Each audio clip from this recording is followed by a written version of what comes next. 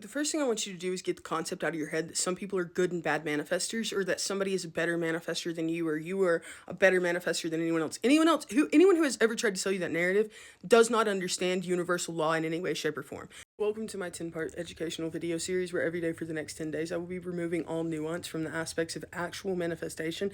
I will be breaking down for you exactly how the flow of manifestation works in your personal particular life, and also the shadow work application that is absolutely required in order for functional manifestation to occur within your life.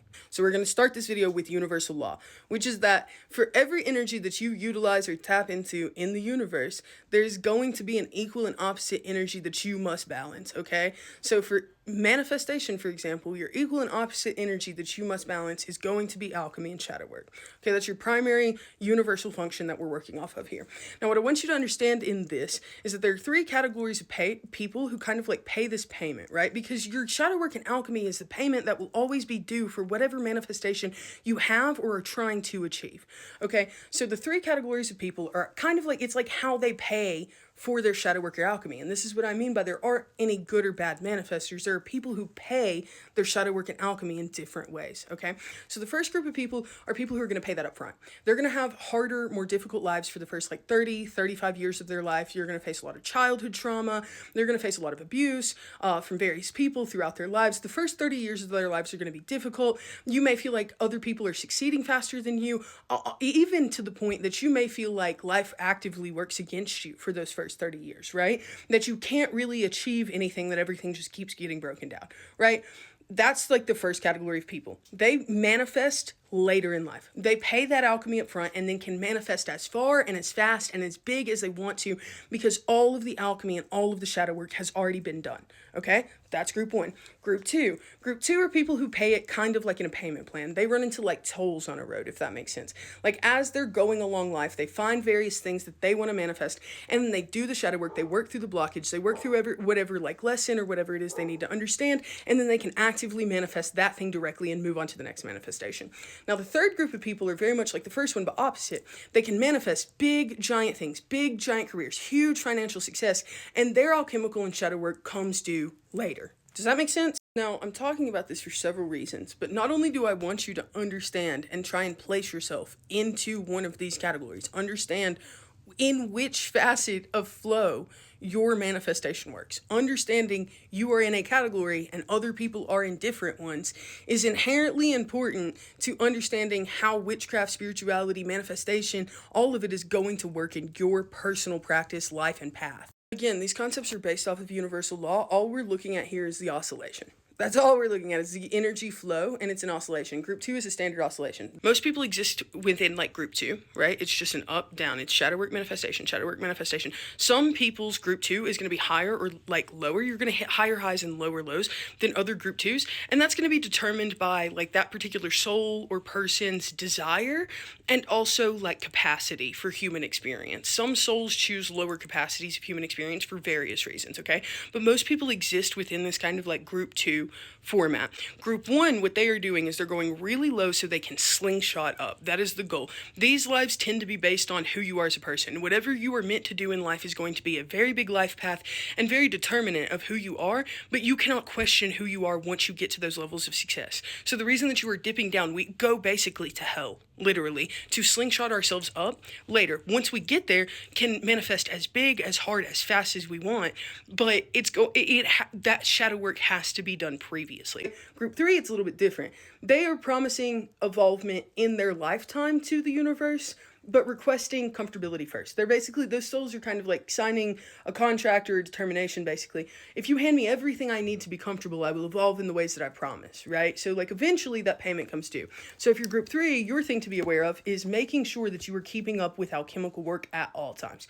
You are being the highest and best person you can possibly be within those manifestations. Because if not, eventually the universe is going to come to your door, just like the government would for taxes. You owe us. Where is it? I want my payment. Where's that alchemy? Where's that shadow work? And they will destroy, take down, they will absolutely crumble any aspect of your manifestation that they need to in order to get that payment of that shadow work, of that alchemy.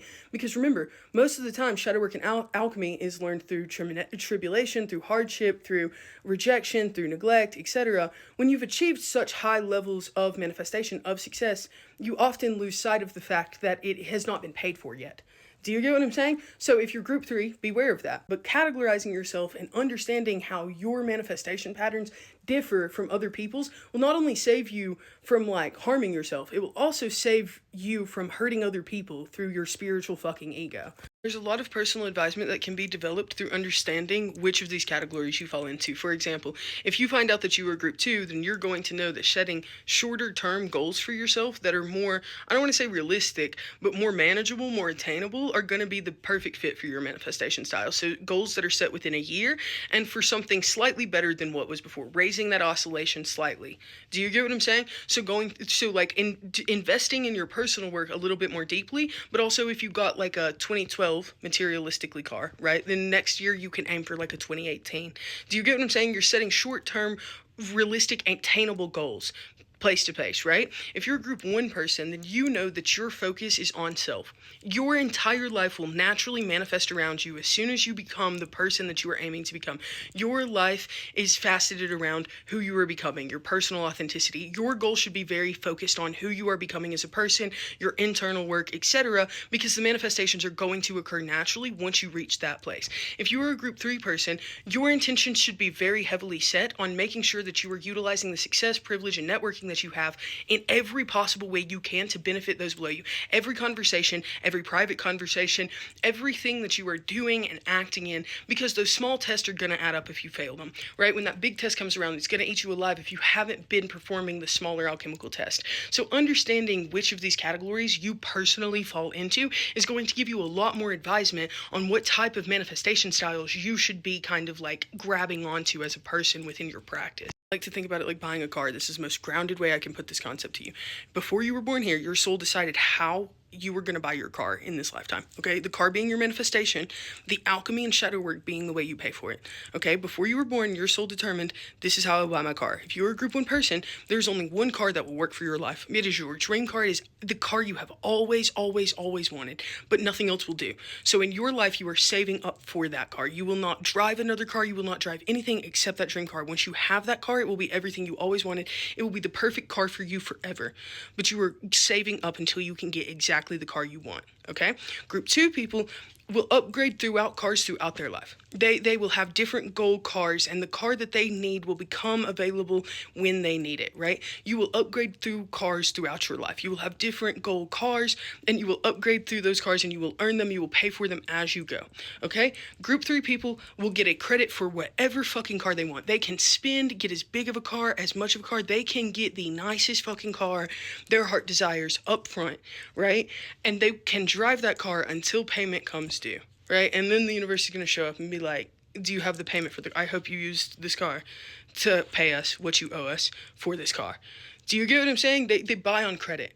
Whatever way your soul chose to buy that car, that is just naturally, it is written in your soul contract. And understanding your car payment is important for understanding your craft and your practice. So start looking at manifestation through a different lens, okay? I promise you don't need to buy manifestation courses. You don't need to listen to that woman who's always in a foreign country tell you how she does it. You don't need to listen to your really rich friend tell you how they think that you should run your life, okay? Chances are those people's advisement is in no way going to be functional for your life. What's going to be functional for your life is understanding the category that you fall into and why your soul chose that directive function for your life. There is a reason, and it often feeds directly into your life path, why your soul would choose to manifest in that way. And understanding not only which one of these categories you fall into, but also the reason that your soul chose to oscillate in such a faction is going to give you a lot of insight on who you're meant to be as a person, what you need to be working on right now, why those manifestation things don't work for you. They're not supposed to, right? And understanding this is going to give you a much deeper, more intrinsic view of how spirituality and energy works in your personal life and life path than any of those courses could ever give you, because this is personal work. Does that make sense? What I want you to understand about manifestation is that it is not a skill. It is not a skill. It's not something that somebody has worked so hard at and they're just so good at. That's not what it is. It is an inherent symptom of personal alignment. And understanding your personal alignment and how you manifest and the structure that you fall into will not only break you free of the strange competition mindset that people try to put you in, but it will also help you really align yourself and your path with things that are going to be functional for you and get you deeper in touch with the reason that you chose those things. I will tell you that the best witches I know are also the best people I know, and it is not because they are the best manifestors and can just manifest everything. It's because they're themselves. They're authentic. They're good people. Based on place to place, person to person, their opinions, who they are, doesn't change based on how hard their life is, how difficult the conversation may be, where they are in that moment, right? Your shadow work and your authenticity is what makes you a good practitioner. It's what makes you a good person, not your manifestation skills. And as long as your focus is on who you are and your personal alignment, manifestation will become so natural to you in exactly the ways that you need to. Does that make sense? So thanks for being here. I love you guys, and I hope you'll all be back for episode 2 tomorrow, where we talk about the inherent imbalances that come from manifestation without shadow work and the therefore pitfalls that will inevitably come. So hope you guys will be here for that. I'll talk to you guys later.